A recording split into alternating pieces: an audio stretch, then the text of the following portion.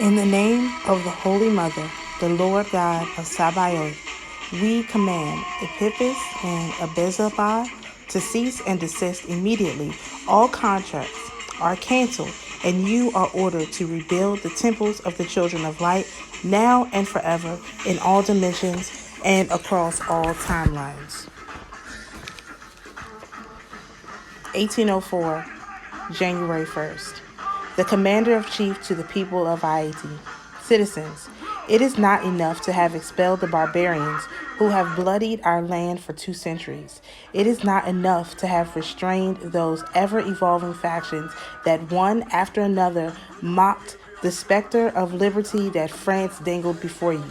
We must, with one last act of national authority, forever assure the empire of liberty in the country of our birth. We must take any hope of re-enslaving us away from the inhuman government that for so long kept us in the most humiliating torpor. In the end, we must live independent or die, independence or death. Let these sacred words unite us and be the signal of battle and of our reunion. Citizens, my countrymen, on this solemn day, I have brought together those courageous soldiers who, as liberty lay dying, spilled their blood to save it. These generals who have guided your efforts against tyranny have not yet done enough for your happiness. The French name still haunts our land. Everything revives the memories of cruelties of this barbarous people. Our laws, our habits, our towns, everything still carries the stamp of the French. Indeed, there are still French in our island, and if you believe yourself free and independent of that republic which, it is true, has fought all the nations, but which has never defeated those who wanted to be free. What?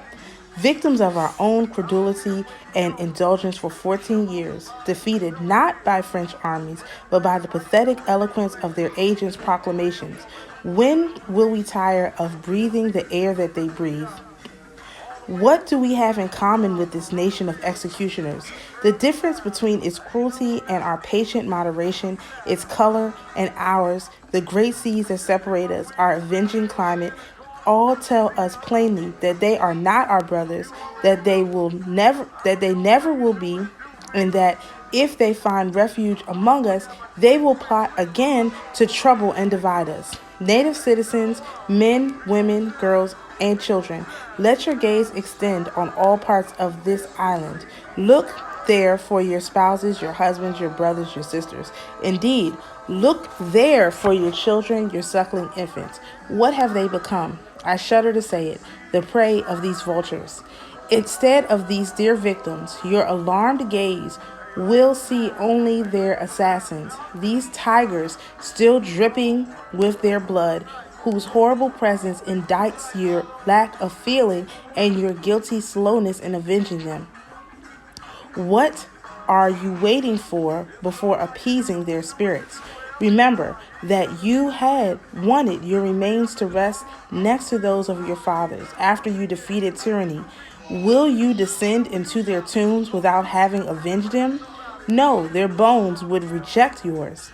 And you, precious men, intrepid generals, who, without concern for your own pain, have revived liberty by shedding all your blood, know that you have done nothing if you do not give the nations a terrible but just example of the vengeance that must be wrought by a people proud to have recovered its liberty and jealous to maintain it. Let us frighten all those who would dare to try to take it from us again. Let us begin with the French. Let them tremble when they approach our coast, if not from the memory of those cruelties that perpetrated here, then from the terrible resolution that we will have made to put to death anyone born French whose profane foot soils the land of liberty. What we have dared to be free. Let us thus by ourselves and for ourselves. Let us imitate the grown child. His own weight breaks the boundary that has become an obstacle to him. What people fought for us, what people wanted to gather the fruits of our labor, and what dishonorable absurdity to conquer in order to be enslaved. Enslaved? Let us leave this description for the French, for they have conquered but are no longer free. Let us walk down another path. Let us imitate those people who, extending their concern to the future and dreading to leave an example of cowardice for posterity, preferred to be exterminated rather than lose their place as one of the world's free peoples.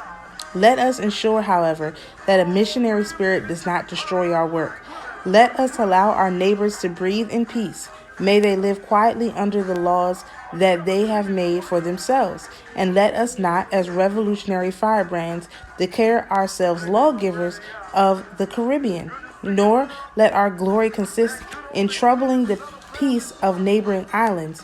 Unlike that which we inhabit, theirs has not been drenched in the innocent blood of its inhabitants. They have no vengeance to claim from the authority that protects them. Fortunate to have never known the ideals that have destroyed us, they can only have good wishes for our prosperity. Peace to our neighbors, but let this be our cry.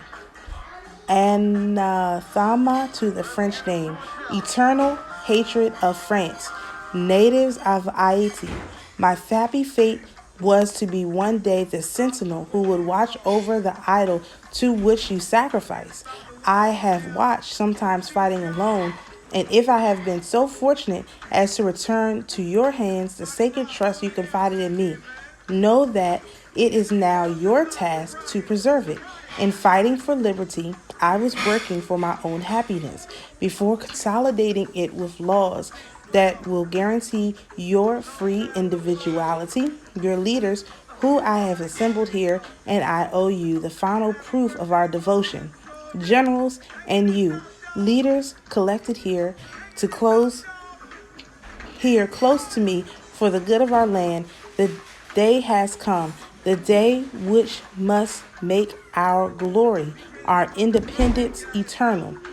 If there could exist among us a lukewarm heart, let him distance himself and tremble to take the oath which may unite us. Let us vow ourselves to posterity, to the entire universe, to forever renounce France, and to die rather than live under its domination, to fight until our last breath for the independence of our country.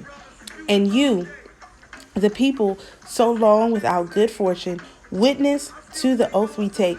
Remember that I counted on your consistency and courage when I threw myself into the career of liberty to fight the despotism and tyranny you had struggled against for 14 years. Remember that I sacrificed everything to rally to your defense, family, children, fortune, and now I am rich only with your liberty. My name has become a horror to all those who want slavery. Despots and tyrants curse the day I was born. If ever you refused or grumbled by receiving those laws that the Spirit guarding your fate dictates to me for your own good, you would deserve the fate of an ungrateful people.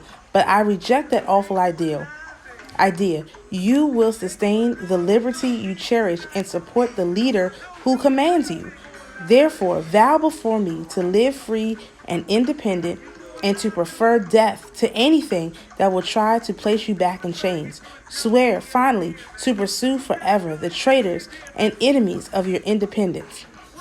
Done at the headquarters of Gonavs, the first day of January 1804, the first year of independence.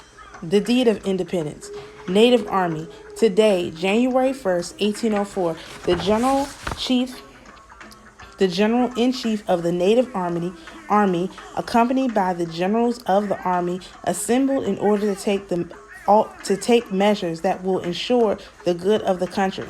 After having told the assembled generals his true intentions and to assure forever a stable government for the natives of Haiti, the object of his greatest concern, which he has accomplished in the speech which declares to foreign powers the decision to make the country independent and to enjoy liberty consecrated by the blood of the people of this island, and after having gathered their responses, has asked that each of the assembled generals take a vow to to forever renounce France, to die rather than live under its domination, and to fight for independence until their last breath.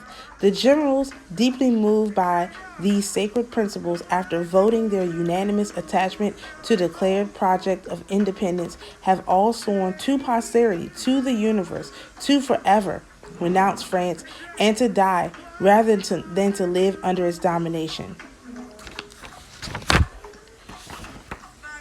In the name of the Holy Mother, the Lord God of Sabaoth, we command EPHIPPAS and ABEZITHIBOD to cease and desist immediately.